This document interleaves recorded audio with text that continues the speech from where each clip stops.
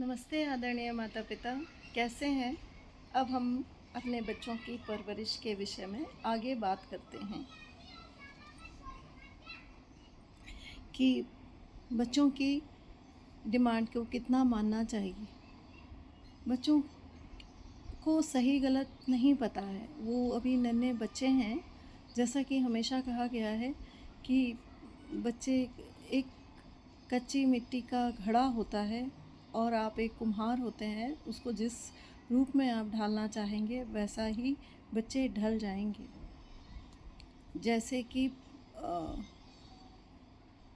हिंदू परिवारों में सिख घर से बच्चा गुरुद्वारे जाके माथा टेकता है, मंदिर में और दूसरे हिंदू जो हैं वो मंदिरों में जाकर के माथा टेकते हैं।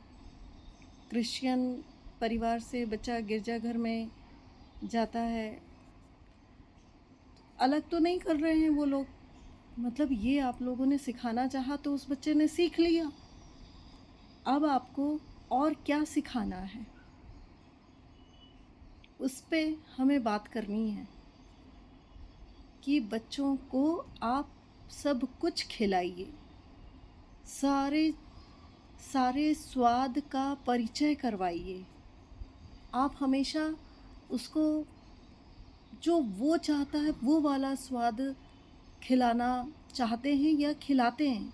आप बच्चों को हर कुछ खिलाइए जो कि उनकी सेहत के लिए बहुत फ़ायदेमंद है। और जो अच्छी चीज़ होती हैं वो बहुत स्वादिष्ट नहीं होती हैं, ये आपको भी पता है। और आप सोचते हो कि सवेरे में बादाम, काजू, पिस्ता खिला दूंगा तो भी उसके दिमाग बढ़ जाएगा।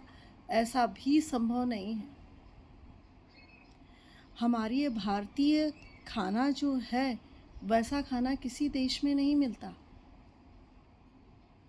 वो लोग तो हमारे ही देश से मसाले लेकर के जाते हैं और या मंगवाते हैं और फिर खाने को स्वादिष्ट बनाने की कोशिश करते हैं। वही मसाले ज़रूरत से ज़्यादा नुकसान करते हैं और सीमित मात्रा में बहुत ही फ़ायदेमंद होते हैं। तो हमारी भारतीय थाली में जो जो पाया जाता है वो सारा उनको चखाइए, उनको स्वाद पता करवाइए। ये ऐसा मत सोचिए कि मेरा बच्चा ये नहीं खाता। ये सारी बातें मैं जो आपसे ये कर रही हूँ सिर्फ यही कहने के लिए कर रही हूँ कि आप कहते हो कि हमारा बच्चा ये नहीं खाता, हमारा बच्चा वो नहीं खाता। बच्चे ने कैसे पता कर लिया कि मुझे ये खाना है, मुझे वो नहीं खाना, जो कि अभी अभी पैदा हुआ है कुछ साल पहले। और आप इतने बड़े होकर के बच्चे की बात मान रहे हैं। वो कहता है मुझे ये नहीं खाना तो आप भी रेडी हो जाते हो, नहीं खाओ नहीं खाओ। ऐसा कैसे संभव है। आप बड़े हो, बच्चा बड़ा नहीं है, उसे कुछ नहीं पता। वो कच्ची मिट्टी का घड़ा है और एक आप कुम्हार हो। और जब घड़ा बनता है तो चाक में पहले छोटा घड़ा बनता है और फिर उसे पीट पीट करके उतना बड़ा घड़ा बनाया जाता है जितना बड़ा घड़ा हम घर पे लेकर के आते हैं। तो अपने बच्चे को शेप देना शुरू करिए। जिस शेप में वो बच्चा बनना चाहता है उस शेप में बनने मत दीजिए। अगर वो उस सही बनता है, अगर उसे सही और गलत का अर्थ पता चल गया तो वो सही बन ही जाएगा। लेकिन अगर उसे नहीं पता चला तो फिर आप क्या करेंगे।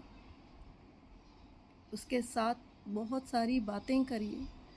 हर समय नसीहतें देते रहना ये सही नहीं है। कुछ समय उसे नसीहत दो, कुछ समय खेलो।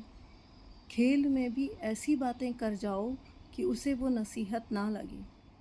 फिर वो आपसे इरिटेट भी नहीं होगा कि क्या है मम्मी पूरे समय बताती ही रहती हैं। बच्चे ऐसे ही बोलते हैं ना, क्या मम्मी आप पूरे समय बताती ही रहती हो। छोटे तो नहीं बोल पाते, लेकिन जैसे ही थोड़े बड़े हो जाते हैं तो ये बात भी बोलना शुरू कर देते हैं। यही कहना चाह रही हूँ मैं आप लोगों से कि ये कपड़ा नहीं पहनना, वो कपड़ा नहीं पहनना, वो नहीं डिसाइड करेगा, आप डिसाइड करोगे। कि उसके लिए किस तरह के कपड़े पहनना ज़रूरी है, उसके शरीर के लिए किस तरह के कपड़े पहनना ज़रूरी, ये माँ से बेहतर तो कोई जान ही नहीं सकता। इसलिए एक माँ को उसके साथ भरपूर समय दो, चाहे वो नौकरी करती हों, चाहे वो घर संभालती हों, दोनों ही स्थिति में अपने बच्चे के साथ आपको समय बिताना ही है। धन्यवाद।